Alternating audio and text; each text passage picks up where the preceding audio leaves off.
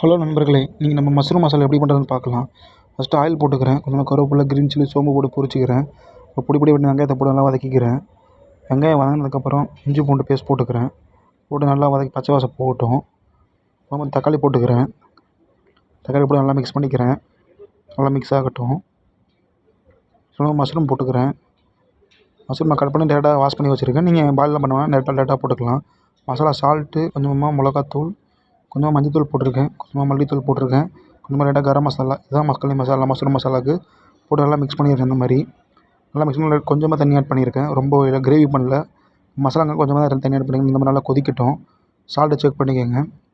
இந்த மாதிரி நல்லா கொதிச்சு சுண்டி வரும்போது கொஞ்சம் பிளாக் பெப்பர், கொஞ்சமாக கொத்தமல்லி மேலே போட்டு இறக்கிற வேண்டியது தான். நம்ம மஷ்ரூம் மசாலா ஈஸியாக ரெடி ஆகிடும்.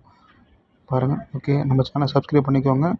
நெக்ஸ்ட் வீடியோவில் பார்க்குறேன். ஓகே, பாய் மக்களே.